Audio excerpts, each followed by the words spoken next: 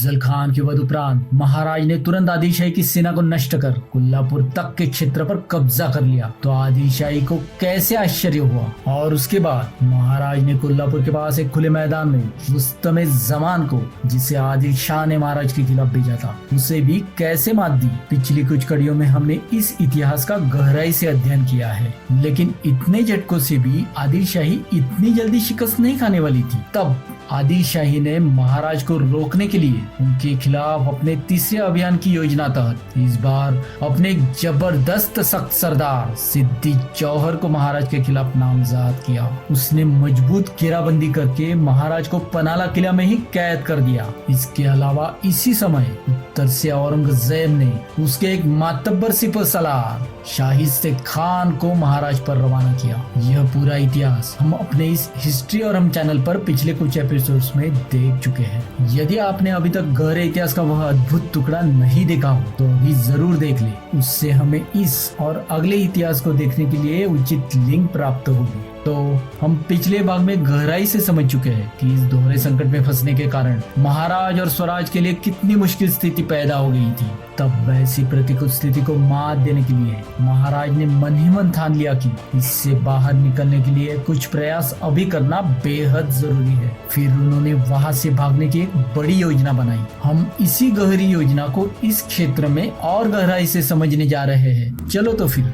जौहर के पास जो तोपें थी उनकी रेंज कुछ ज्यादा नहीं थी, इसलिए जौहर लंबी रेंज की तोपें चाहता था जो उस वक्त उपलब्ध थी अंग्रेजों के पास, और वो ये जानता था, इसलिए उसने उनसे उन तोपों की मांग की। यहाँ अफजल खान वध के एपिसोड्स के भागों में राजापुर में अंग्रेजों और महाराज के बीच जो पहला संघर्ष हुआ उसका इतिहास आपने देखा ही होगा, वो ध्यान में लाए। यदि अब तक नहीं देखा तो आप हमारे इब्न अरम चैनल पर यानी आपके हिस्ट्री अरम चैनल पे गहराई से प्रस्तुत उस इतिहास को अवश्य देखें। उस समय चित हुए अंग्रेजों ने जंजीरा के सिद्दी के खिलाफ महाराज को मदद देने का वादा किया था, इसलिए राजनीति को ध्यान में रखते हुए महाराज ने उस समय अंग्रेजों को माफ कर दिया था और उनके लोगों को भी बिना शर्त रिहा कर दिया था। लेकिन जैसे उन्हें फायदा नजर आया तब अपने आप को महज व्यापारी जताने वाले झूठे और मक्कार अंग्रेज तुरंत सारे एहसान भूल गए। सूरत कंपनी की अनुमति न होने के बावजूद, जो उस समय भारत में ईस्ट इंडिया कंपनी की अग्रणी शाखा थी, राजापुर के शातिर वकार प्रमुख हेनरी रेविंगटन ने खुद पहल की और राजापुर से एक बड़ी तोप और 50 तोप के गोले लेकर मिगेस, ग्लिफर्ड, वेल्जी और खुद 2 अप्रैल 1660 को रवाना हुआ। 10 अप्रैल को वह अनुस्कुरा घाट से होते हुए पनाला पहुंचा। इतना ही नहीं, रेविंगटन ने अंग्रेजी झंडा फहराते हुए पनाला पर तोपें चलाई। इस मामले के पीछे रेविंगटन का व्यक्तिगत स्वार्थ भी हो सकता है। किले के 3 दरवाजों वाली इमारत के सामने वाली एक पहाड़ी पे तोपें खड़ी कर दी गई और इस दरवाजे पर तोपों से निशाना साधने लगे। इस तरफ बाढ़ कम है, इसलिए एक बार तटबंद उड़ा दी गई तो किले में प्रवेश करना आसान होने वाला था। लेकिन अंग्रेजों के उन लंबी रेंज वाली तोपों से भी किले की बाढ़ आबादित रही। रेविंगटन बरसात के मौसम तक जौहर के शिविर में था। महाराज इन चालाक लोमड़ियों को पहले से ही जान चुके थे और अब तो उनके दुष्ट आचरण के कारण महाराज आग बबूला होने लगे थे। लेकिन मौजूदा विपरीत परिस्थिति में वे किले के अंदर से इस विश्वासघात को सिर्फ नोट डाउन कर रहे थे। क्यों, वह इतिहास हम आगे देखेंगे। जिस 3 मार्च 1660 को सिद्दी जौहर ने पनाला की घेराबंदी की, ठीक उसी दिन शाइस्ते खान ने भी उत्तर से स्वराज्य में प्रवेश किया था। देखिए कैसे एक ही समय स्वराज्य पर कितने बड़े संकट आ गए। अब स्वराज्य की रक्षा का उत्तरदायित्व केवल नेताजी पर था। अपनी अपर्याप्त सैन्य शक्ति के साथ वह शाइस्ते खान और सिद्दी जौहर की सेना पर छोटे और बड़े हमले कर ही रहा था, लेकिन उस करतब से इन 2 मजबूत दुश्मनों की कार्रवाई में कोई बड़ी रुकावट नहीं आई। इस दोहरे संकट में फंसे स्वराज्य और स्वराज्य के लोग अभिभूत हो रहे थे।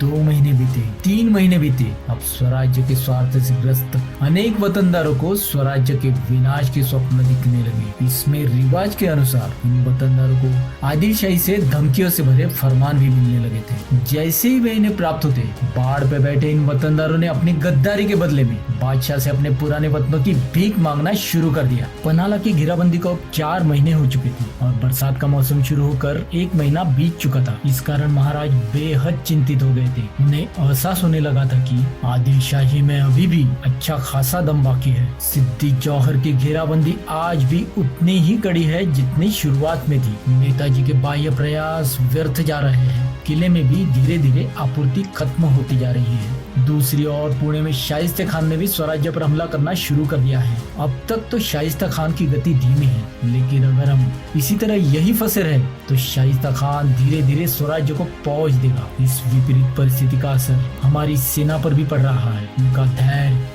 धीरे धीरे खत्म हो रहा है। दोनों मोर्चों पर तो दूर, हमारे लिए एक ही दुश्मन से आमने सामने लड़ना भी असंभव है। सौभाग्य से सिद्दी जौहर हमें पकड़ने के इरादे से पनाले पर ही अटका हुआ है। यदि वह और शाइस्ता खान हाथ मिला लेता है तो खेल खत्म हो गया समझो। विभिन्न आमिषों का शिकार होकर कई वतनदार भी हमें छोड़कर मुगलों या आदिल शाही में शामिल हो रहे हैं। अब इस भारी बारिश में जौहर और उसकी सेना जरूर थक गई होगी। वे थोड़ा मांदापन जरूर महसूस करते होंगे, लेकिन एक बार ये बारिश रुकने के बाद जौहर और उसकी सेना ताजा हो जाएगी और बचना लगभग असंभव हो जाएगा। हम जितने अधिक समय तक ऐसे ही अटके रहेंगे, स्वराज्य की स्थिति उतनी ही अधिक बिगड़ती जाएगी। हमारे बिना थापे गए स्वराज्य की इस साम्राज्य का टिके रहना केवल असंभव है। अब हमारे लिए एक ही रास्ता है कि हम यहाँ से भाग जाएं। अब समय निकालने का कोई मतलब नहीं। यहाँ से पलायन करने के उद्योग को इसी वक्त शुरू कर देना चाहिए। हमें उसके लिए अपनी जान भी जोखिम में डाल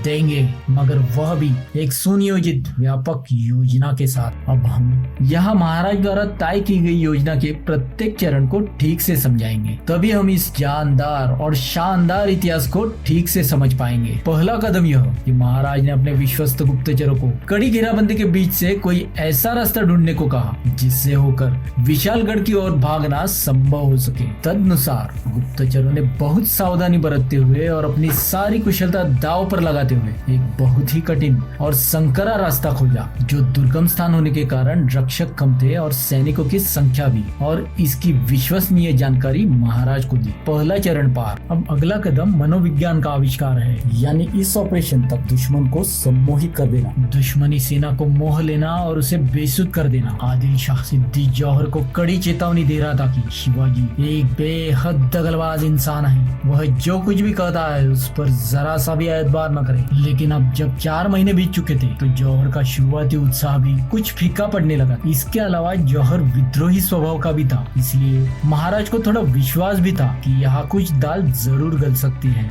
उसी आस्था या विश्वास के बल पर महाराज ने अपने वकील गंगाधर पंत को संधि वार्ता के लिए उचित तैयारी के साथ सिद्दी जौहर के पास भेजा। उनके साथ एक पत्र भी दिया जिसमें महाराज ने जौहर को बताया कि हम आपके दोस्त हैं, आपको हम पर बहुत दयालु होना चाहिए। हमारे मन में तो यह था कि हमारे भाग्य से इस देश में आपका आना हमारे लिए बहुत लाभदायक है, और हमने सोचा भी कि हम खुद आपके सामने तुरंत दौड़कर आपकी कृपा प्राप्त करें और अपनी इच्छा पूरी कर ले। लेकिन हमारे पैरों में आतंक की बेड़ियां और मन में आपका डर इतनी मजबूती से बैठा हुआ है कि हमें अपनी जगह से जरा भी हिलने की ताकत ही नहीं है। इसी कारण वह अब तक संभव नहीं हुआ, परंतु अब मेरी पूरी इच्छा है कि आप कृपा करके हमारे सारे अपराध क्षमा कर दें, क्योंकि आपके सिवा हमारा कोई सहारा नहीं। इसलिए यदि आप हमें स्पष्ट मन से पूर्ण संतुष्टि के साथ आपके पास आने की अनुमति दें तो हम अपने साथ केवल 2 या 3 व्यक्तियों को लेकर आपकी सेवा में उपस्थित हो जाएंगे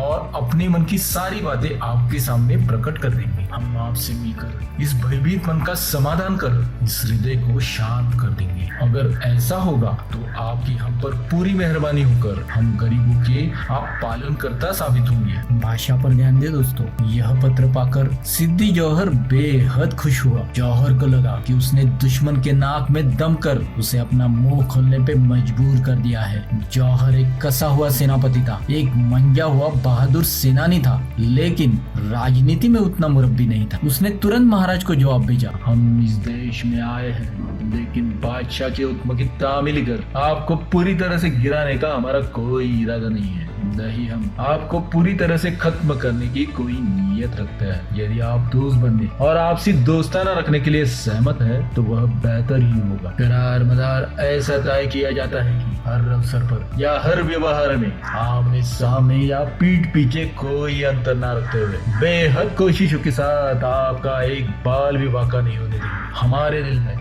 आपके दीदार की बेहद मुराद है। हमारा आपका आमने सामने सलाह मशवरा हो ऐसी हमारी बहुत इल्तिजा है।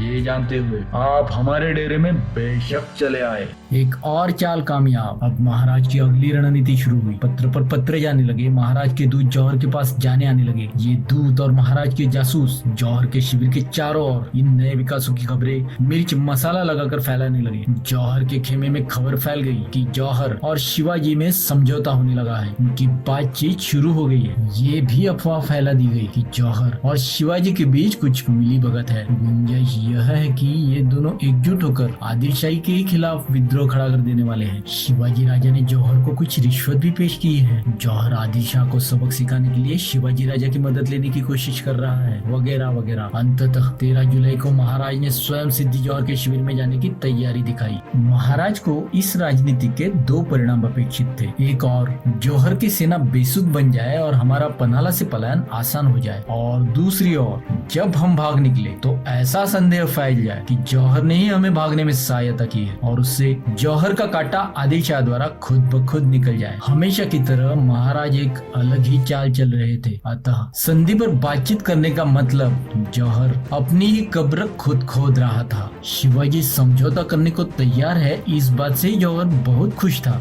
देखते ही देखते यह खबर उसके खेमे में भी फैल गई। पहले इस मुल्क की भारी बारिश और लंबी घेराबंदी के कारण सेना ढीली पड़ चुकी थी। जैसे कि उम्मीद की थी, इस खबर ने इसमें और इजाफा कर दिया। महाराज की इस साजिश का मंत्र जौहर पर पूरी तरह लागू हुआ। अब महाराज अगली चाल चलने लगी कि इस संधि की बात करने के नाम पर वह जौहर को अटका के रखेंगे और पन्हाला से भाग जाएंगे। लेकिन कहाँ, उसकी योजना भी बहुत सुनियोजित थी। वहाँ से यानी पन्हाला से 12 कोस की दूरी पर विशालगढ़ को, जो नाम के अनुरूप विशाल है, उस पर भाग जाएंगे। विशालगढ़ पर ही क्यों? तो उसकी वजह ऐसी सब थी। पन्हाला से पश्चिम की ओर 2-4 कोस तक घना जंगल और पहाड़ी इलाका है। इसमें ही विशालगढ़ छिपा हुआ है। इस विशाल किले के चारों ओर छोटे छोटे रास्तों से होकर कोकण में उतरा जा सकता है। इसलिए यदि उस दिशा में भागते तो महाराज के शत्रु के हाथों में पड़ने की कोई संभावना नहीं थी। विशालगढ़ को ठीक से घेरना कठिन है। इसका कारण विशालगढ़ का प्रचंड और आड़ा टेढ़ा आकार और किले के पश्चिमी तरफ वाली विशाल ऊंचाई। लेकिन फिर भी शत्रु वहां से हमला करने की जरूरत करता भी, तब भी महाराज ही शत्रु से श्रेष्ठ रहने वाले थे, क्योंकि वे ऊंचाई का फायदा उठाकर दुश्मन पर हमला कर सकते थे और दुश्मन को मार सकते थे। अन्यथा किले से पश्चिमी मार्ग से कोकण में भी उतर सकते थे और वहां से राजगढ़ जा सकते। पन्हाला पर तैयारियां शुरू हो गई। महाराज कुछ गिनी चुनी मंडलियों को अपने साथ ले गए। किले पर महाराज के साथ हिरडस मावल प्रांत के बांदल लोगों का जमाव था। उनमें से एक हीरा बहुत ही मर्दाना, बहुत बहादुर, कजाकदार, तेज तर्रार, सर्वगुण संपन्न, मतलब बाजी प्रभु देशपांडे। इस बार वे अकेले नहीं थे, बल्कि उनके बड़े भाई फुलाजी भी उनके साथ। बाजी प्रभु का जन्म स्थान भोर से 3 मील दूर सिंध है। पन्हाला प्रकरण के समय उनकी उम्र 45 से 50 के आसपास रही होगी। इन बांदलों के और रोहिड़ घाटी के कारी के जाधव के बीच एक पीढ़ीगत दुश्मनी थी।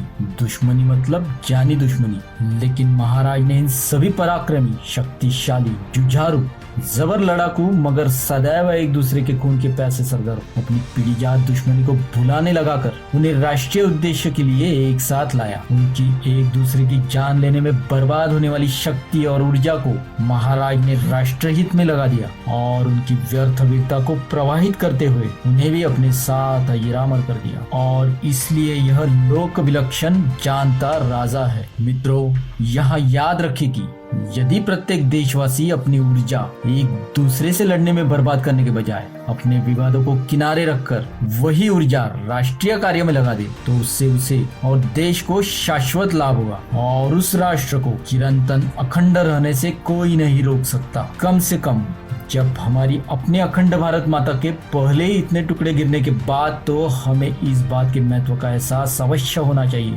खैर, बाद में जेदे और बांदल महाराज के प्रति कितने वफादार हो गए और राष्ट्रीय कार्य के लिए वे कितने एकजुट हो गए, वो इतिहास हम आगे देखेंगे, क्योंकि आज समय की कमी के कारण हम यही रुकेंगे। हालांकि कृपया आज ही हमारे हिस्ट्री और हम चैनल को सब्सक्राइब करें ताकि आपको अगले महान इतिहास की सूचना समय पर मिल सके। साथ ही आपको ये एपिसोड भी पसंद आया होगा, है ना? तो कृपया इसे लाइक और कमेंट जरूर करें और इस इतिहास को हर एक भारतीय तक पहुंचाने के लिए इसे ज्यादा से ज्यादा शेयर करें। धन्यवाद। वंदे मातरम।